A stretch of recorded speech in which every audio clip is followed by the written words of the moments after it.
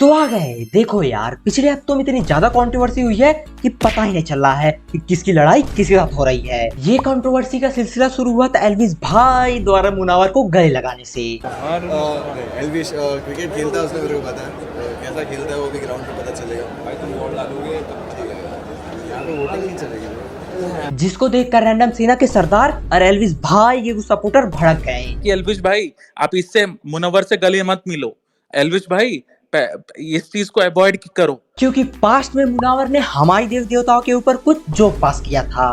मेरा पिया घर आया ओ राम जी। लाइक अगर भगवान को रिस्पॉन्स करें वो गाना कैसा है ना, लाइक मेरा पिया घर आया ओ Ram ji don't give fuck about. तो इसलिए रैंडम सेना के सरदार ने एल्विस भाई से माफी मांगने के लिए कहा, पर एल्विस भाई ने माफी मांगने से मना कर दिया, क्योंकि एल्विस भाई का कहना था कि उस मैच के दौरान एल्विस भाई अकेले ही नहीं थे जिसने मुनावर को गले लगाया था। माफी नहीं मांग रहा, क्यों मांगू भाई माफी मैं, और किस चीज की माफी मांगू मैं? अक्षय कुमार भी, अक्षय कुमार की तो मोदी जी के साथ भी वीडियोज है, उसकी टीम से तो खेल ही रहा था मुनावर ना। इस बीच पबजी से व्यूज ना मिले पर मैक्सटर ने एल्विस भाई के ऊपर एक मीम शेयर कर दिया, जिसको देखकर एल्विस भाई भड़क गए कि इसने मेरे ऊपर मीम कैसे शेयर किया। और फिर एल्विस भाई ने मैक्सटर को बहुत ही प्यार और दुलार समझाया। बैठो बैठो बैठो।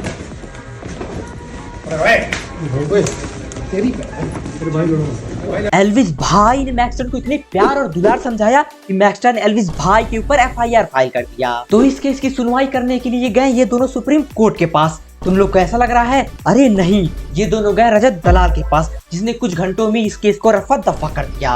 मैं क्या करूं, फिर जॉब छोड़ दूं?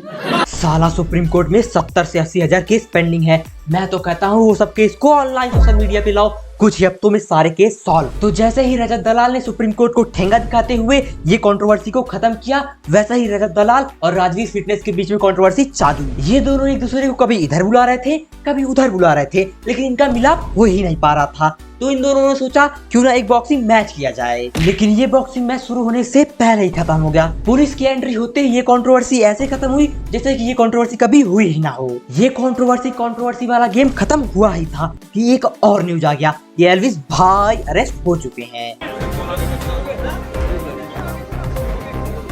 साला मुझे तो लग रहा है कि कहीं एल्विस और कंट्रोवर्सी दोनों सगे भाई तो नहीं है, क्योंकि इनका साथ खत्म होने का नाम ही नहीं ले रहा है। एक कंट्रोवर्सी खत्म होने ही वाली होती है कि दूसरी कंट्रोवर्सी स्टार्ट। अब एल्विस भाई अरेस्ट हुए हैं और इंडियन मीडिया वाले न्यूज ना कवर करे, ऐसा हो सकता है क्या? तो आओ यार, उल्टी चप्पल को सीधा करना करते हैं बंद और देखते हैं हमारी इंडियन मीडिया ने क्या न्यूज कवर किया है। लेकिन अब तो मतलब वाइल्ड लाइफ एक्ट से बात इतनी आगे बढ़कर NDPS एक्ट तक पहुंच गई है, जिन धाराओं में यहाँ पर गिरफ्तारी हुई है एल्विश की, इसमें तो जमानत भी नहीं होती आसानी से। तो बहुत बुरे फंस गए एल्विश यादव। अबे भाई डरा क्यों रहे हो, बेचारे वो पहले से डरे हुए हैं। ये मीडिया वाले जले पे नमक छिड़कने का काम कर रहे हैं। एक इंसान पहले से डरा हुआ है और ये मीडिया वाले उसमें और मिर्च मसाला डाल रहे हैं। साला ये मीडिया वाले उन पड़ोसियों की तरह हैं जो हमारे घर की छोटी सी बात को भी बढ़ा चढ़ा कर बताते हैं, चाहे उनके घर में रोज कत्ल ही क्यों ना हो रहा हो। मैम, आपको पता था कि एल्विश इस तरह के कारोबार में लिप्त है, वो जहर सप्लाई करता है? अबे ये पूछ रही है कि बता रही है कि आपको पता था ना कि आपका बेटा जहर सप्लाई करता है? और अगर हाँ, तो क्या आपने कभी उसे रोकने की कोशिश की?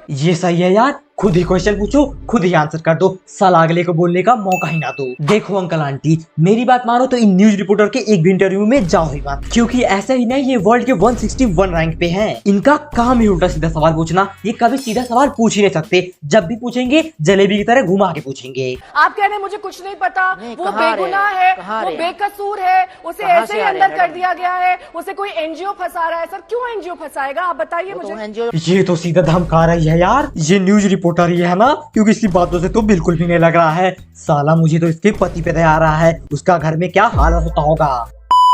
तो बस यार, आज के लिए इतना काफी है। अगर तुम लोग नहीं चाहते कि ये दीदी आके तुम्हारा भी इंटरव्यू ले, तो इस वीडियो को लाइक करो और हाँ, सब्सक्राइब भी कर देना। कच्चा बादाम दादा पक्का बादाम, तेरा बाप टकला तेरी माँ बेमान।